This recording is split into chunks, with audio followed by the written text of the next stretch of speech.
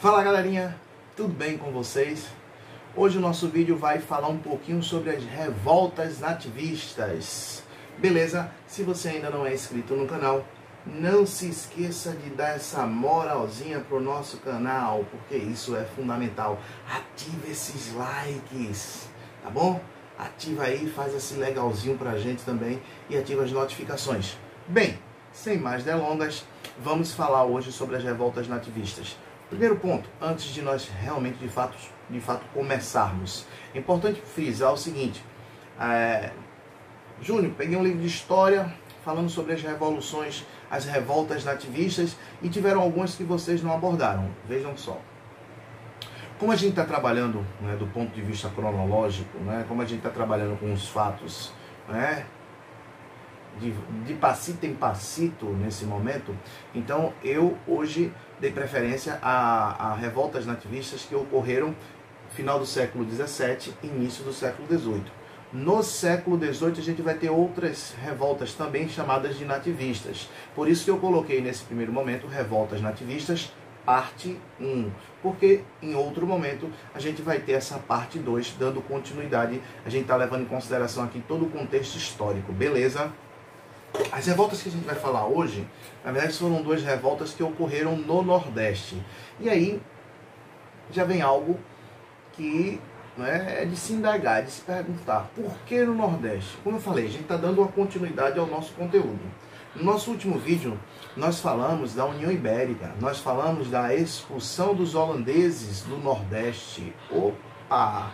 Os holandeses saíram daqui e foram para onde, Júnior? Para o Caribe. Lá no Caribe, eles formaram colônias e começaram a produzir o quê? Açúcar. Esse açúcar caribenho, holandês, entrou em concorrência com o açúcar nordestino. Então, consequentemente, nós temos aí a decadência dessa indústria açucareira do Nordeste, tá? Então, exatamente essas revoltas nativistas que eu vou falar hoje, a revolta de Beckman, no Maranhão, e também a Guerra dos Mascates, no Recife, tem muito a ver com a saída desses holandeses do Nordeste brasileiro e, consequentemente, a formação dessa colônia, a produção de açúcar no Caribe. Beleza? Se liga. Se você ainda não assistiu o vídeo que fala sobre isso, não se esqueçam também. É importante vocês assistirem, porque isso dá uma continuidade ao nosso conteúdo. Bem, a revolta de Beckman. A revolta de Beckman aconteceu no final do século XVII, né? Mais especificamente em 1684. Por que ela aconteceu? Porque assim, nos engenhos maranhenses era muito comum colocar indígenas, nativos, para trabalharem. Só que os jesuítas, desde o século XVI, não concordavam com isso. E aí houve uma imposição maior do governo português para que esses indígenas não fossem escravizados. Só que os senhores de engenho do Maranhão se sentiram prejudicados, certo? E aí o que acontece? A coroa portuguesa disse: não, vamos resolver essa situação. Eu vou criar uma companhia, né? Uma companhia de comércio, e dentre as várias coisas que a gente vai fazer, a gente vai levar cativos, vai levar africanos para que sejam vendidos para vocês, senhores de engenho. Só que os senhores de engenho maranhenses não gostaram dessa situação. Essa companhia geral do comércio, ela era para vender escravos aos senhores de engenho, ela trazia também mantimentos, né, produtos europeus para serem vendidos, e comprava a produção local. Tudo isso com preços já pré-estabelecidos. Só que isso não deu certo. E aí, né, os maranhenses organizaram essa revolta de Beckman. Teve esse nome porque vai ter os dois irmãos envolvidos, né, os irmãos Beckman. Eu tenho Manuel Beckman e também Tomás Beckman, tá? E aí eles fizeram uma junta geral. Essa junta geral tinha como objetivo tomar o poder. E realmente fizeram. Tomaram o poder do Maranhão, estabeleceram algumas mudanças dentro da sociedade maranhense, tá? Dentre elas, um fato bem curioso e importante: isso em 1684, expulsaram os jesuítas. E aí, por que expulsaram? Lógico, pô, os jesuítas eram a favor, né, da não escravização dos indígenas, e os maranhenses queriam escravizar os índios. Então os jesuítas foram expulsos, foram mandados para Portugal. Só que o rei de Portugal disse, não pode ficar desse jeito, vamos resolver isso. Mandou outro governador para o Maranhão, onde esse outro governador logo retomou o poder, né, do Maranhão, condenou os envolvidos. Eu tinha representantes do clero, eu tinha representantes da nobreza, que na verdade era chamada de elite, e eu tinha também representantes do povo. Entre esses representantes do povo, como eu já falei, surge a figura desse Manuel Beckmann, o qual vai ser inclusive condenado à morte. Tomás Beckmann, que foi seu irmão, ele acabou sendo deportado para Pernambuco, ou seja, voltou para Pernambuco. E aí nós temos o fim dessa revolta de Beckmann, como eu já falei para vocês, ocorreu no finalzinho aí do século XVII. Tomás volta para Pernambuco, e aí já é o nosso gancho.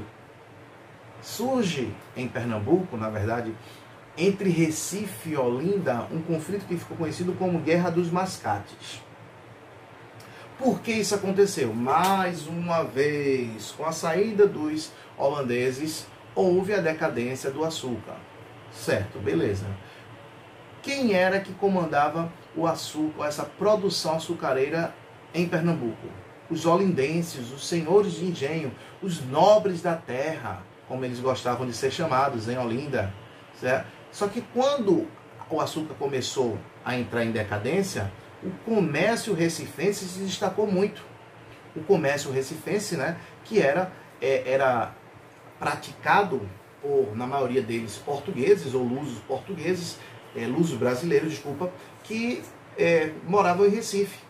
E aí, quando o Recife começou a prosperar muito dentro desse comércio, que era inclusive uma atividade desprezível para os senhores de engenho, só que quando os senhores de engenho precisavam de dinheiro, iam pegar com quem? Com os recifenses, com os mascates, com os comerciantes. E aí Recife começou a crescer. Quando chegou em 1709, Recife pleiteou junto ao rei Dom João V, nessa oportunidade de Portugal, para se tornar vila. E o rei não tardou. Recife, tu agora é vila. E Recife começou a se organizar. Negão, se Recife se tornasse vila, né, viraria uma cidade administrativamente independente. Recife começou a construir o seu pelourinho, que era um símbolo de autonomia administrativa, começou a organizar a Câmara Municipal, tudo isso e aquilo. Quando os senhores de engenho souberam dessa novidade, reuniram vários homens e foram até Recife para que acabasse, né, esse sonho de independência, esse sonho de Recife se tornasse uma vila, consequentemente, autônoma, tá? E aí derrubaram o Pelourinho, mataram algumas pessoas, foi aquela confusão toda, né? E aí o governo de Portugal interviu, logicamente, quem deu a condição de vila a Recife foi o governo português, e isso só fez a ressaltar mais ainda essa necessidade de Recife se tornar uma vila, tá bom? Então fica a dica aí, Guerra dos Mascates, 1710, entre 1710 e 1711, Guerra dos Mascates, porque na verdade foi uma condição que os senhores de engenhos, né, colocavam nos comerciantes recifenses, que eles eram chamados pejorativamente de mascates. Beleza? Se você gostou desse vídeo, não esquece de dar aquele like massa, se inscreve no canal, porque isso também é fundamental. E ativa as notificações, porque dessa forma, quando nós tivermos um vídeo novo, você já vai estar ligadinho ou ligadinha. Valeu, galera! Até o próximo vídeo!